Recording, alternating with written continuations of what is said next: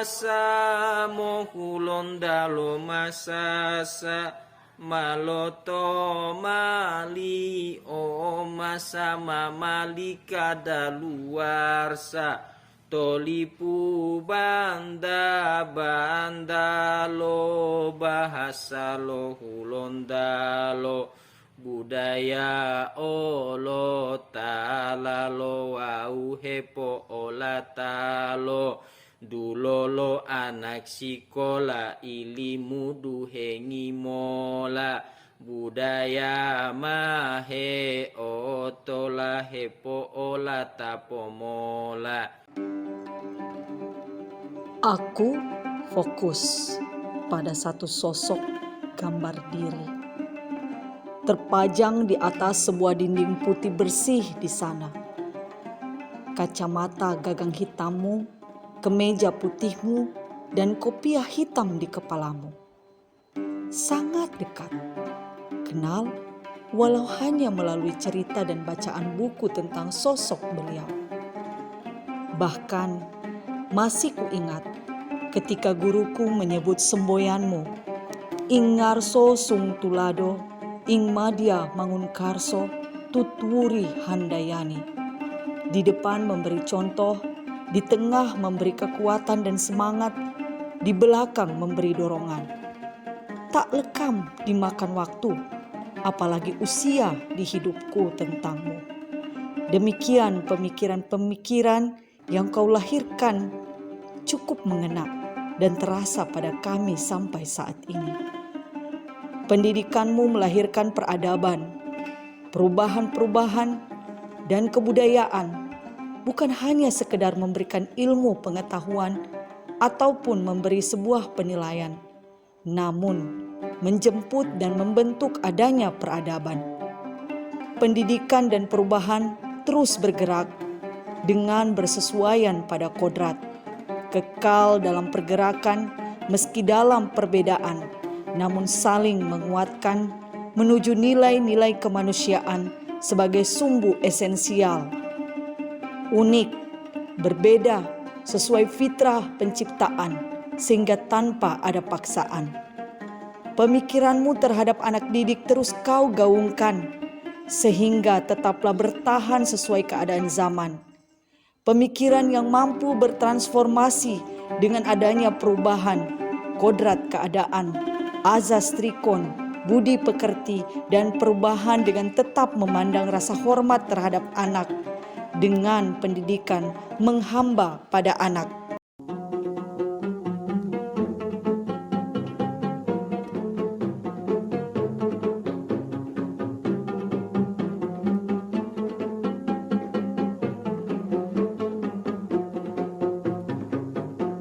Ito betia bengo idi itu mula tohulondalo belehia ututuhia belehia ulilinula tahu dalo mengo panggola dahalo mo walidalalo malibu alo ungo panggalo ulondalo limutu suwawa ilongola dila elato tahu lilido tu olongia dali payu ulohu molo aku itu. Baik Bapak Ibu guru hebat, sekarang bagaimana implementasi atau penerapan pemikiran Ki Hajar Dewantara itu sendiri? Nah, mari kita simak interpretasi pemikiran Ki Hajar Dewantara itu sendiri. Pengajaran tidak lain adalah pendidikan berupa tuntunan. Maksudnya adalah pendidikan yaitu menuntun segala kodrat yang ada pada anak-anak agar mereka dapat mencapai keselamatan dan kebahagiaan yang setinggi-tingginya, baik sebagai manusia maupun sebagai anggota masyarakat. Setiap anak hidup dan tumbuh menurut kodratnya. Kekuatan kodrat yang ada pada anak-anak itu tiada lain ialah segala kekuatan yang ada dalam hidup batin dan hidup lahir dari anak-anak itu, karena kekuasaan kodrat. Sehingga kita sebagai pendidik dapat menuntun tumbuh atau hidupnya kekuatan-kekuatan itu agar dapat memperbaiki lakunya. dan tumbuhnya.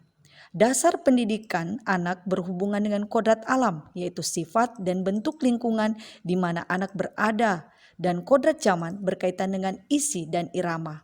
Dalam artian, melakukan pembaharuan yang terpadu hendaknya kita sebagai pendidik selalu mengingat kepentingan anak-anak didik, baik mengenai hidup diri pribadinya maupun hidup masyarakatnya. Atau dalam artian, tidak meninggalkan segala kepentingan anak didik dengan kodrat keadaannya. Dan untuk kodrat zaman itu sendiri dalam bentuk isi dan wirama hendaknya disesuaikan dengan dasar-dasar dan asas-asas hidup kebangsaan yang bernilai dan tidak bertentangan dengan sifat-sifat kemanusiaan. Berikut tentang memperhatikan prinsip perubahan yang terjadi. Perubahan seperti tata surya selalu bergerak, tidak pernah statis, jadi perlu pemeliharaan. Harus bergerak sesuai dengan kodrat alam dengan selalu menjawab tuntutan zamannya. Perubahan itu hal yang kekal. Kebudayaan tidak ada yang sama karena adanya karakteristik dan identitas yang berbeda-beda. Sehingga untuk menyamakan sangat perlu untuk saling menguatkan masing-masing identitas menuju nilai kemanusiaan sebagai sumbu-sumbu esensial. Dengan membiarkan keunikan masing-masing dari anak-anak didik sehingga tidak perlu dipaksakan. Karena fitrah penciptaan anak-anak adalah keberagaman. Adapun dalam prinsip perubahan, memperhatikan asas trikon, di mana ada asas kontinuitas, di mana menjaga nilai utama masyarakat kita dalam identitas masyarakat melalui dialog kritis dengan sejarah kita.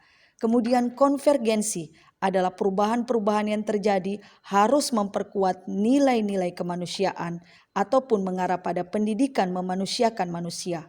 Dan konsentris harus menghargai keberagaman.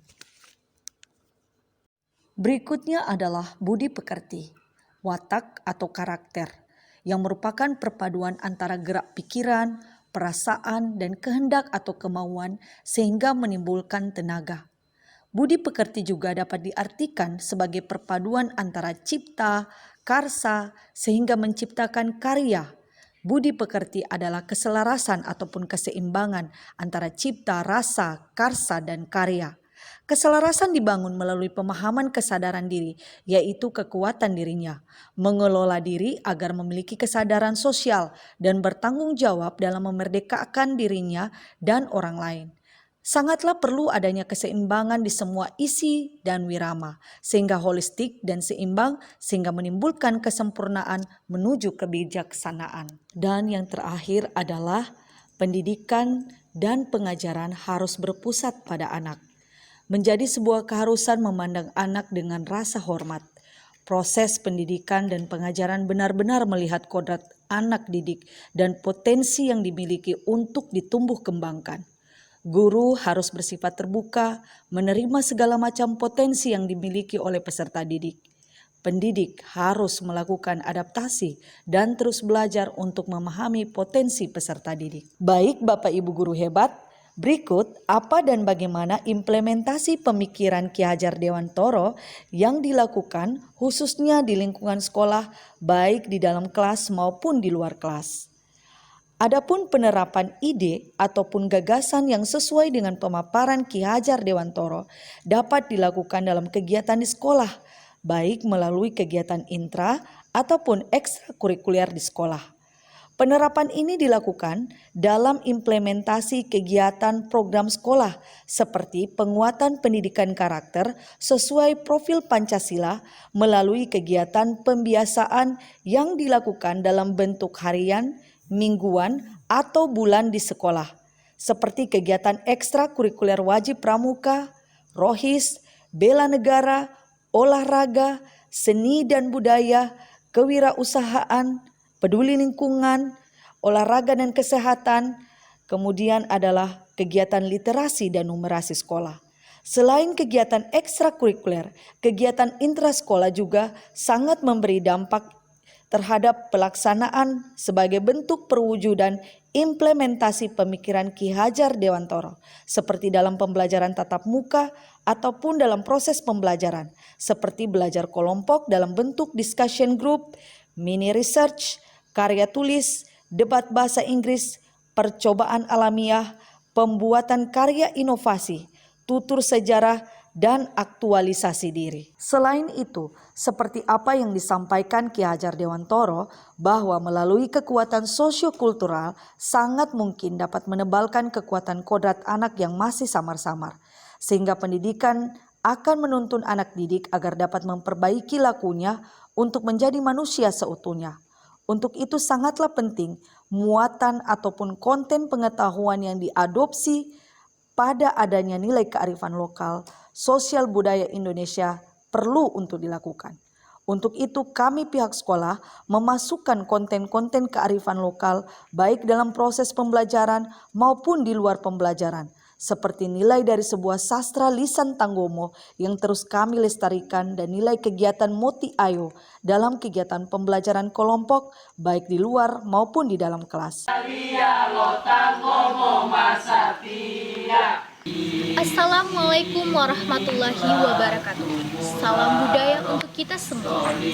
Seperti yang kita ketahui bersama, di era globalisasi saat ini, teknologi terus berkembang, memacu peradaban manusia yang semakin terus berkembang.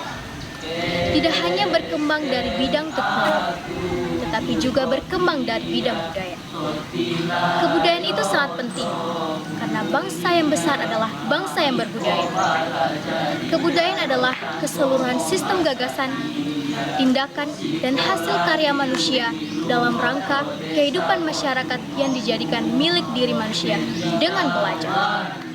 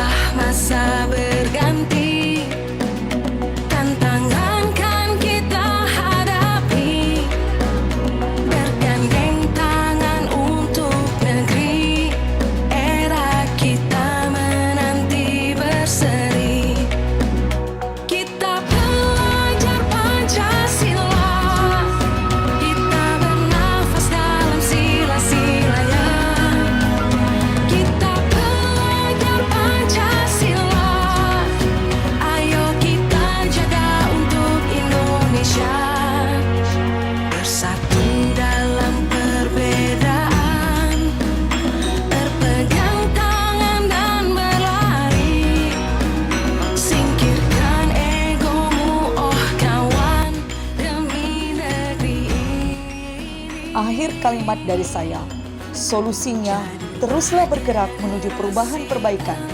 Terima kasih dan sampai jumpa.